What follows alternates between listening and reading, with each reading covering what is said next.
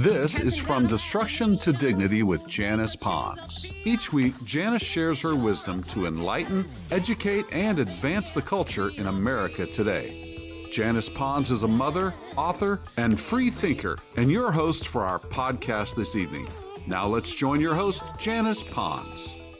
Greetings, greetings, greetings. Welcome, welcome, welcome. Come on in. My name is Janice Pons. I am the host on our podcast, From Destruction to Dignity, Clinical Perspective, Spiritual Truths. Welcome. We're going to dive right in. We got a lot going on. We're going to continue to pray for our nation. That's what our flag reminds us of. Our presidential seal reminds us to always remember to pray for those on Capitol Hill in Washington, D.C., for our president, his family, the cabinet, the executive cabinet, and their families, and everyone on Capitol Hill, and for our nation, because we desire that we're one nation under God, being indivisible with liberty and justice for everybody. And this is possible. I've seen it operate beautifully before.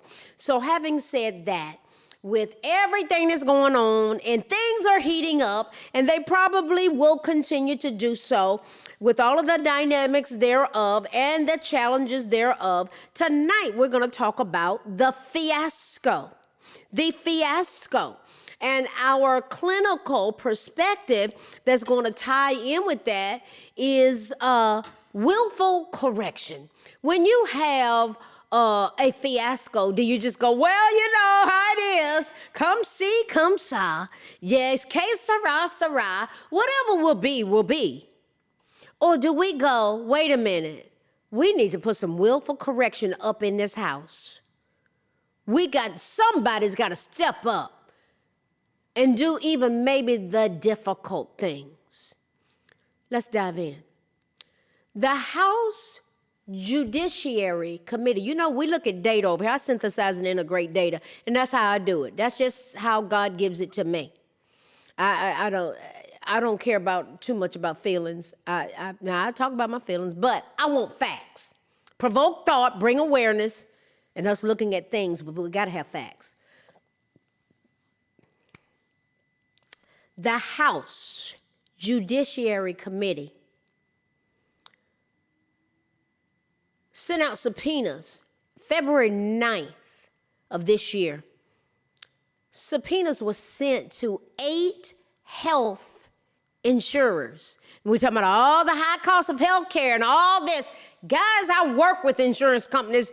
I send clinical information to them, and I have to tell a clinical story so they'll pay for what I need them to pay for. So they got some different kind of dynamics being presented these days. That's a whole other story. But when I saw this right here, what we're going to dissect, I understood better the challenges that I've been having. If you look at the stock, just look at the stock of what's going on with these MCOs and these insurance companies. And these people have high-paying positions. When you're talking about your stock dropping 50%, somebody's got to go. There's a lot going on. But guys, there's been so much fraud. There's been so much fraud and money laundering fronts, even with insurance companies. Scamming. Let's dissect this. So, February 9th, subpoenas were sent to 8 health insurers seeking documents about potential fraud issues related to the ACA marketplace subsidies, Obamacare. Guys, it is a mess. I knew it was going to crash. It's not sustainable. Stick with me. The subpoenas target Blue Shield of California, Centene, CVS Health, Elevance Health, GuideWell, Healthcare Services Corporation, Kaiser Insurance Companies, and Oscar Health. I think it was Kaiser Permanente, I think that was the name of it. and Oscar Health. All 8 had failed to fully comply with a voluntary document request the committee sent in December of 2025. Why? Why wouldn't they provide documents? So they had to be subpoenaed. What are they trying to hide related to the ACA marketplace, Obamacare marketplace subsidies? What are they trying to hide? Guys, there are some folks on Capitol Hill trying to do the right thing. They are. Committee Chairman Jim Jordan, Republican out of Ohio, along with Representative Scott Fitzgerald, Republican out of Wisconsin, and Jeff Van Drew, Republican out of New Jersey, are demanding information about each company's fraud protection measures. The subpoenas come after a December Government Accountability Office found billions of dollars in unreconciled ACA, Affordable Care Act, Obamacare. They found billions of dollars in unreconciled ACA subsidies per year and flagged tens of thousands of social security numbers. Basic logic, deductive reasoning, connect the dots, social security numbers, ACA subsidies, ACA policies, fraud. You can look up who were the two, I think it was 2 men in Maryland, look them up, $550 million that they got through Obamacare. That whole thing, scam. Getting people off the street. Just sign right here, sign up. Yeah, just sign right up. Guys, it's a mess. Go look it up. I don't make up this stuff. I just find it out and researching it. And one thing leads to another, and the dots connect. And God allowed me to crack the code. And it becomes great content. And I just understand what's going on. I didn't understand it a year ago. We knew something was wrong, but I've cracked the code, and a lot of us haven't. We're podcasters. We are influencers. We're truth brokers. We're talking about the truth. You're not going to get this on the news. The committee said that it is investigating whether the Administrative Procedure Act needs to be reformed so that fraud prevention measures can be implemented more quickly. Imagine that, just having a little law and order in the country. Here's the specifics that have occurred. ACA premium tax dynamics. It's the dynamics around the premium tax. Listen to this. Credits are paid directly from the federal government to insurers, to the insurance companies, covering an enrollee's premium cost above a percentage of their income.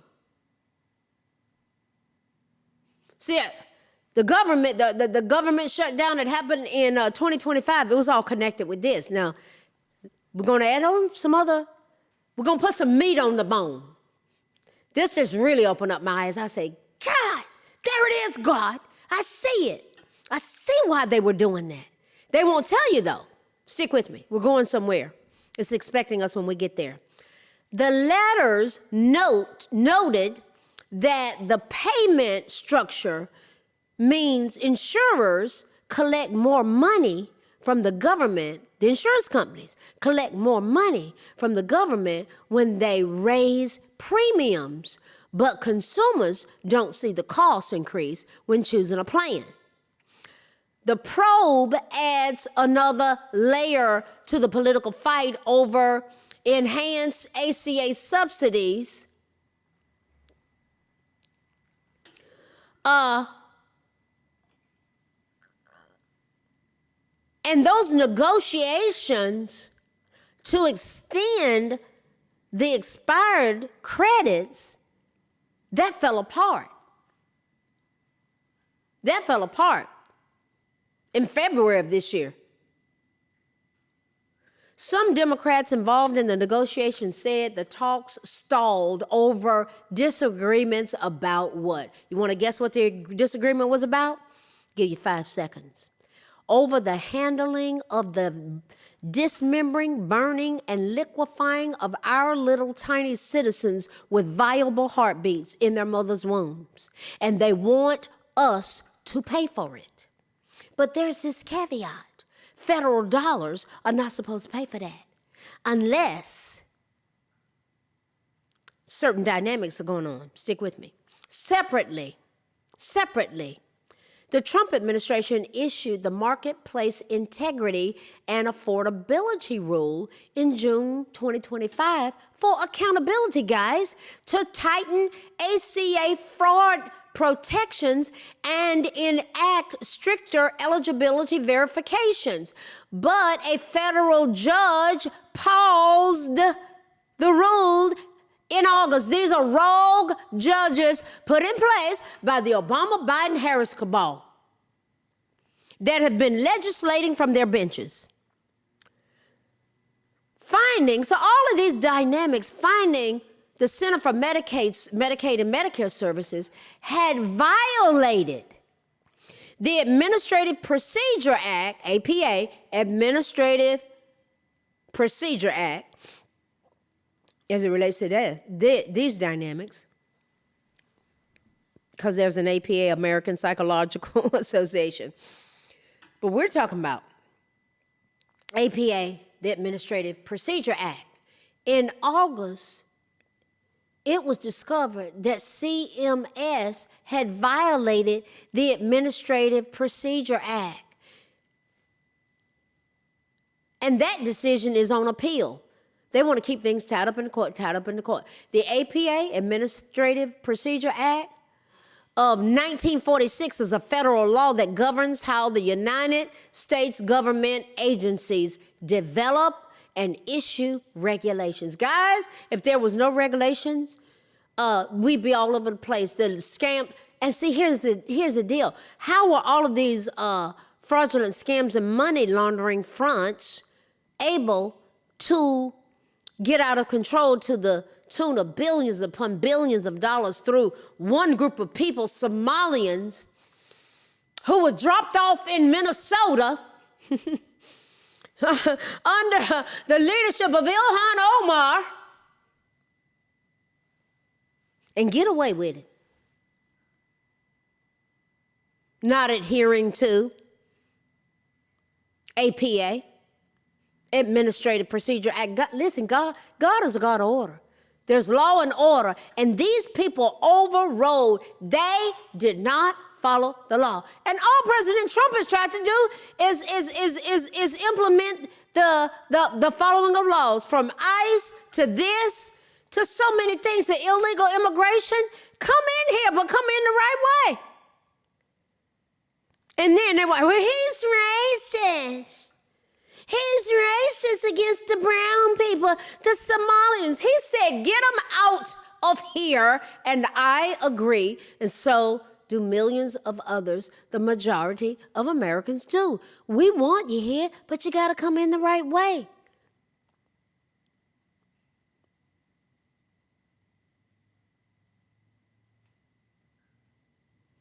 The unemployment rate is 4.4%. But with those Somalians, the unemployment rate, 30 and 40%, how they gonna eat? They don't work. Ranging from 18 up to 64, they don't work. And some of them will become millionaires off of our money. That's why I say they got over on us like a fat rat. On February 9th, CMS unveiled a proposed rule. Guys, there's so much going on. They unveiled a proposed rule that would tighten eligibility verifications and reintroduce several program integrity measures that were blocked by the federal court. So we got a new administration in there with laws and guidelines, and courts, judges are blocking it. Is the picture clear? As we put meat on the bone, you understanding now? Negotiations to extend the ACA enhanced tax credits that expired at the end of 2025, guys, they've collapsed. Oh, yeah. They've collapsed. A bipartisan group of senators were discussing a plan to extend the subsidies for 2 years. Plans would have also included new restrictions such as an income limit. They were getting people off the street, just signing a piece of paper. Guys, it was a mess. Such as an income limit, and they were homeless. Guys, giving them Social Security. Fraudulent use of Social Security numbers have been connected to all this as well. That's part of what I laid out in the beginning. These new restrictions would involve income limit as well as expanded use of health savings accounts that would take effect in the second year. But Senator Bernie Moreno, a Republican out of Ohio, one of the lead negotiators working on the proposal, said that talks are effectively over. He said, guys, these Democrats, they don't want to do the right thing. Their gravy train has been stopped. The supply has been dried up where they were perpetrating these fraudulent scams and money laundering fronts. And so they just want to come back with their shyster, absolutely diabolical, sinister agendas. And we got a new sheriff in town. His name is Donald John Trump. So they've had to make him look like a fool through the mainstream media, which is an extension of the Democratic Party. And Senator Moreno from Ohio, he said, look, this talking is over. This came after about a week after he said that his party was preparing to make its best and final offer to extend the subsidies. But what was the position of the Democrats? They stalled it over disagreements on how to handle the dismembering, burning, and liquefying of our tiny citizens with heartbeats.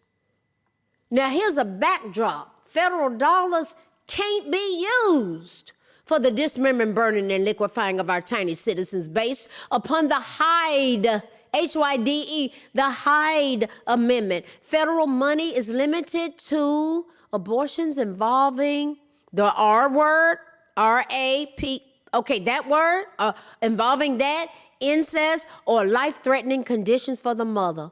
Those are the conditions where federal dollars can be used. Of course, the Democrat Party, they don't want any restrictions. That's a huge part of their platform. Guys, having blood on our hands as a nation is a huge deal. They had an abortion truck at the DNC convention.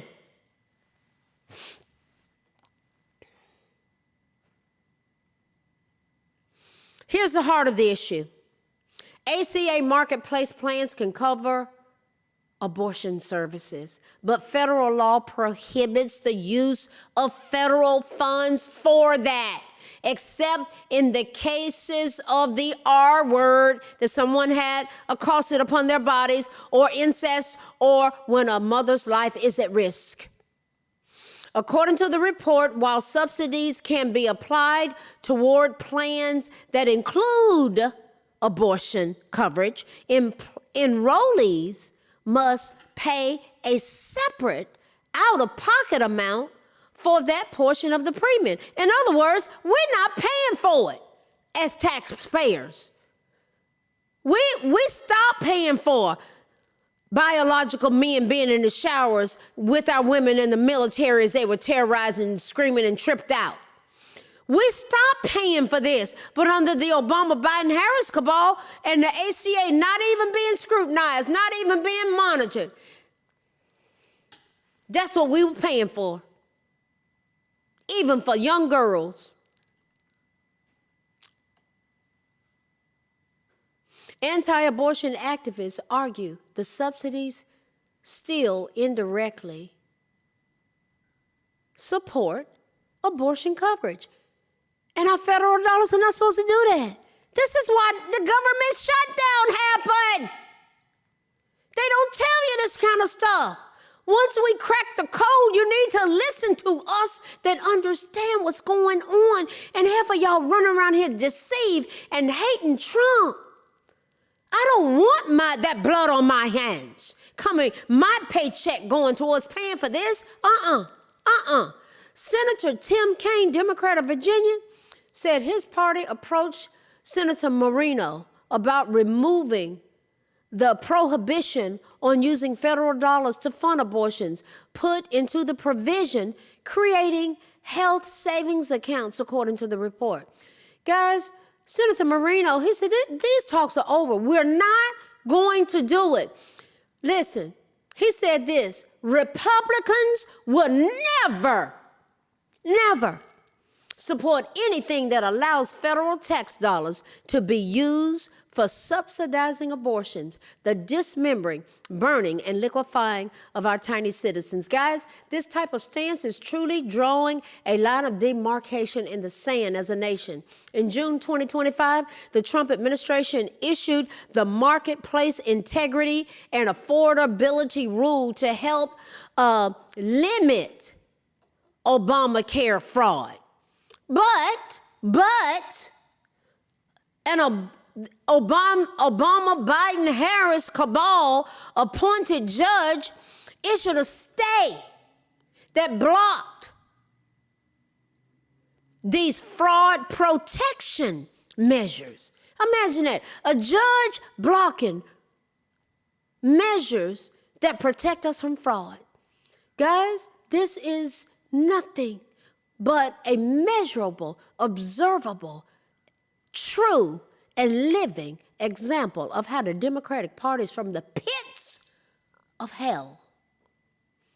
The court asserted that the Trump administration had violated the Administrative Procedure Act. Guys, they never followed it from the word go. When propagating the rule, that decision is currently on appeal. You see how they've been holding Trump, trying to hold him hostage. Do you see what he walked into?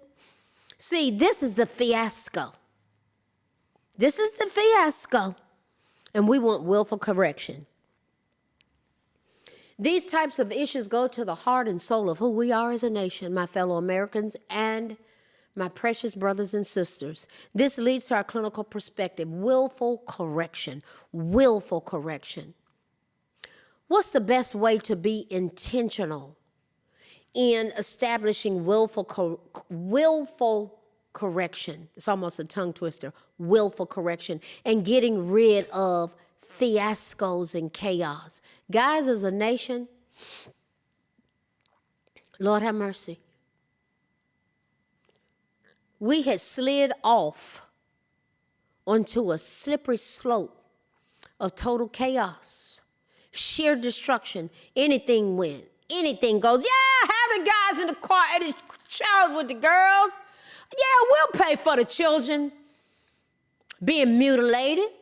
Yeah, we'll pay for the babies, the dismembering, burning, and liquefying of a tiny city. Oh, yeah, we'll have 10,000 illegal immigrants coming in across the border in one day. Oh, yeah, we'll just even parole them out of prison, out of Cuba, Haiti, Nicaragua, and Venezuela. Oh, yeah, we'll send USAID money over there to Africa, and we'll pay for their surgeries too.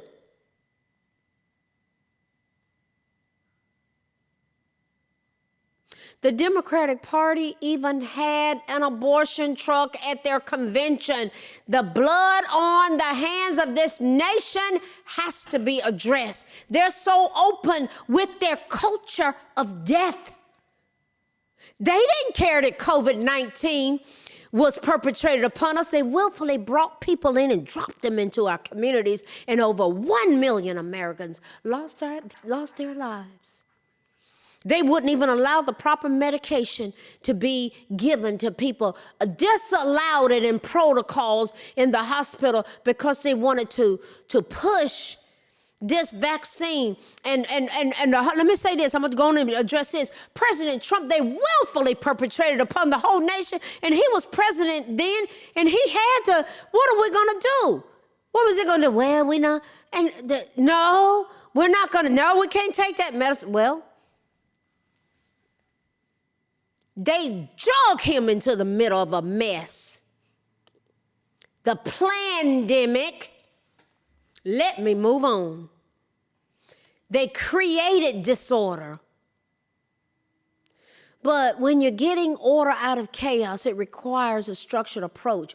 What would happen if we recognized and took ownership of the disorder? Own it. Create a plan and taking small, consistent action. I have been involved in this on just all my life and what I do and what I'm called to do professionally.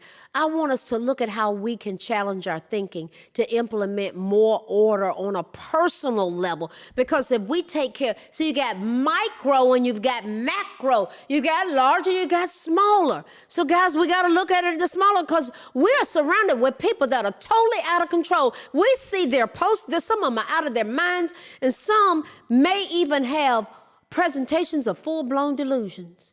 It's not, they are out of touch with reality. What would happen if we implement daily routines in the morning to get ourselves grounded, and in the evening, such as something, and it's called, I think it's called the touch it once rule. The touch it once rule for task, where the touch it once rule for task. Touch it once rule for task, where we utilize this as a productivity principle so we can get things done. I'm going to look at this email once and I'm going to take care of it. I'm going to do this paperwork and I'm going to take care of it. God, I need that at work so bad. I get interrupted all day long. I'm not complaining, but I'll end up coming back. I touch it more than one time. I do, but I love that. Touch it once. That what am I going to do? Take care of it. And what I started doing, I get interrupted all day long. It's a part of what I do, but I'll have them to wait. I said, hold on one second. Hold on one second. Let me just finish this sentence because I got to get this email out. And they can just sit down and wait. And it might take me 2 minutes. It might take me 3. It might take me 30 more seconds. But if I stop and something else, they brought something to me. And then where was I? And then I lost my train of thought. Do you understand? The touch it once rule for task.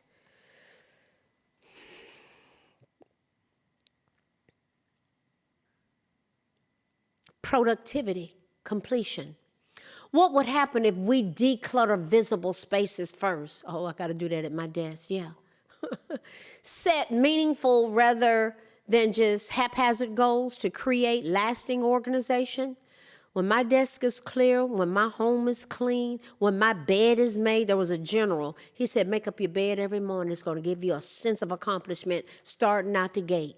Suppose a group of people actually comes to the conclusion that they're going to do what it takes to bring correction and improvements. A group of people.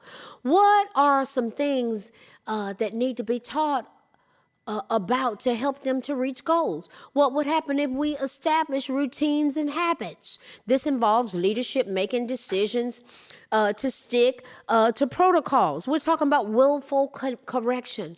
Willful corrections. Groups of people coming together. This is what we're going to do.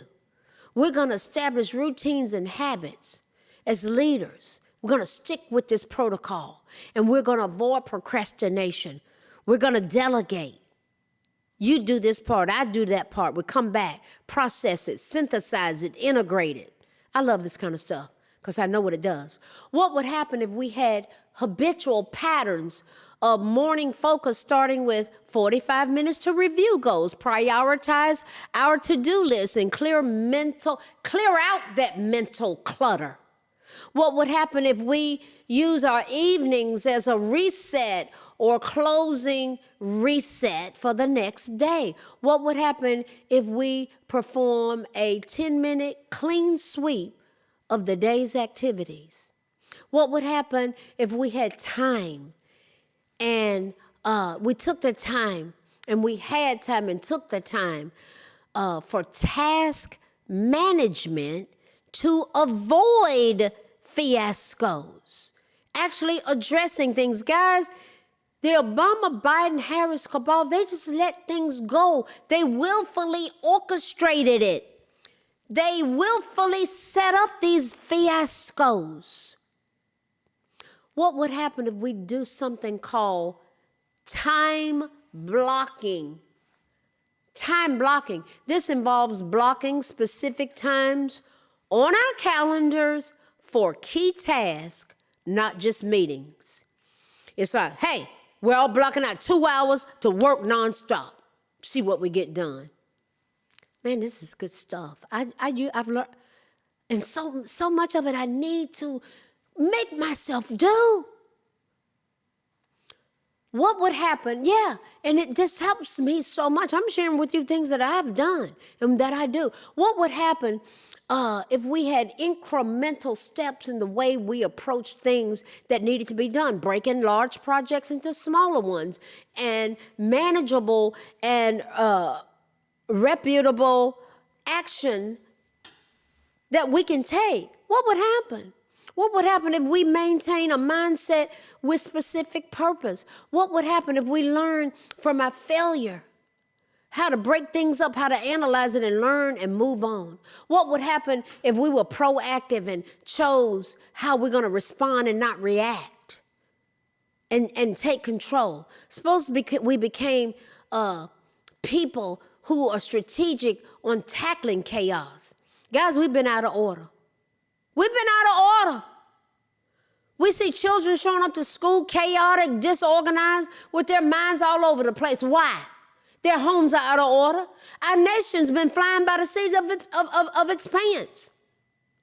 The political agendas that were perpetrated upon us have been chaotic and sometimes downright demonic. What have we looked at tonight? The fiasco.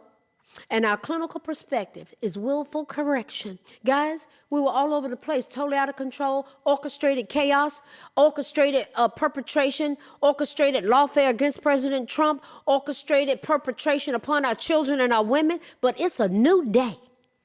It's a new day, and we can do better. And listen, we're going to do something about this stuff, or we'll be sitting around crying. We can't afford to do that. So we're going to keep dissecting these things. Guys, we got the answer. We're going somewhere. It's expecting us when we get there. As we continue to go from destruction, everything I've been talking about, those are destructive patterns, what was going on with the ACA and this fraud with those 8 insurance companies and them not turning in what they needed. What were they hiding? It's a new day. As we continue to go from destruction to dignity, clinical perspectives, strategies, skills, tools, a way of thinking, a way of us uniting as one, being a more perfect union, us flowing together as one. A house divided against itself can't stand. But boy, we are a force to be reckoned with if we stand together as one and even consider what would happen if. We're going to keep going from destruction to dignity, clinical perspectives, spiritual truths. Guys, we are a powerhouse. Greater is he that's in us than he that is in this wicked world. All God needs is somebody who will cooperate with him. And I am all in. Let's keep flowing together as one as we synthesize and integrate data and simply get informed. When you share this kind of information with people, they get understanding. Wisdom is the principal thing. Therefore, get wisdom. But in all I get it, let's get understanding. I will see you next week as we continue to dissect these things. See you next time. Good night. Thanks for listening to this week's episode of From Destruction to Dignity with Janice Pons. Janice's mission is to provoke thought, bring awareness, and point people towards intervention when needed. As a reminder, this show is not therapy, but for educational purposes only. For more information, check out JanicePons.com or follow her on social media. We are God empowered, strength is ours, liberty, been set free, education, affirmation, dedication, information, revelation.